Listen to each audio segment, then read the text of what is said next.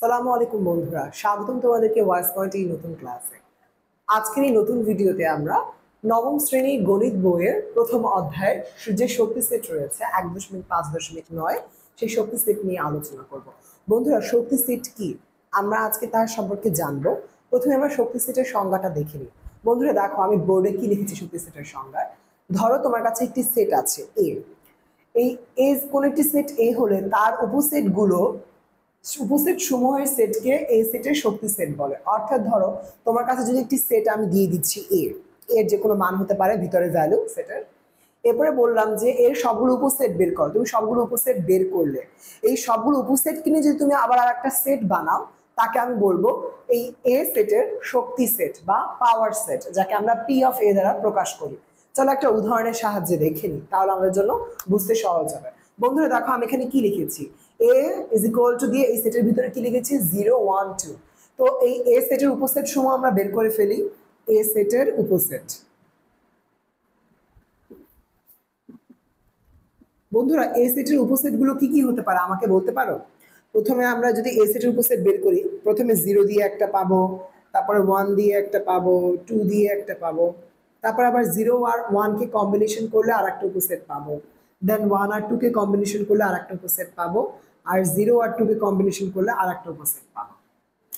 এরপরে 0 1 2 এই এ সেট কিন্তু তার নিজের উপসেট, তার মানে এটা একটা আমি উপসেট পেয়ে গেলাম। আর সবশেষে আমরা কি জানি, প্রত্যেকটা সেটের আরেকটা উপসেট কি থাকে, ফাঁকা সেট, যাকে আমরা এভাবে প্রকাশ করি। তাহলে এই এ সেটের আমি কয়টা উপসেট পেলাম দেখো তো, 1 2 3 4 5 6 7 8 8টা উপসেট পেলাম। এখন এই এ সেটের সবগুলো উপসেট বের করে ফেলছে, এই উপসেট গুলোকে নিয়ে যদি আমি আবার একটা সেট তৈরি করি, তাহলে তাকে আমি বলবো এ সেটের পাওয়ার সেট, যাকে আমরা পি অফ এ দ্বারা প্রকাশ করি। যে সেটটা দেওয়া থাকে A B C X Y Z, সেটা পি অফ দিয়ে প্রকাশ করো, পি দ্বারা পাওয়ার বোঝায়। তাহলে পি অফ এ দ্বারা কি বোঝায়, এ সেটের উপর পাওয়ার সেট বা শক্তি সেট। সেটা আমরা কেমনে পাবো, এ সেটের যতগুলো উপসেট আছে তাদেরকে নিয়ে আমি যে সেটটা পাচ্ছি, তাহলে এই সেটের এখানে যতগুলো উপসেট পাচ্ছি তাদের প্রত্যেককে নিয়ে আমি একটা সেট তৈরি করব। তাহলে দেখো আমি শুরু করে দিলাম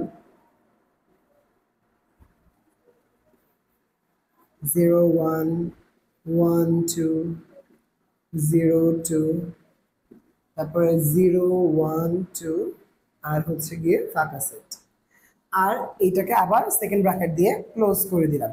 বন্ধুরা দেখো আমি কি করলাম, এ সেটের যতগুলো উপসেট আছে তাদের সবাইকে একসাথে লিখলাম, লিখে সেকেন্ড ব্র্যাকেট দিয়ে ক্লোজ করে দিলাম। তার মানে এখন পুরো এই সবগুলো উপসেট মিলে কি হচ্ছে, আর একটা সেট গঠন হচ্ছে, যাকে আমি বলছি শক্তি সেট। কার শক্তি সেট? যেহেতু এই সবগুলো হচ্ছে এ এর উপসেট, তাহলে এ এর শক্তি সেট বা পাওয়ার সেট গঠিত হচ্ছে।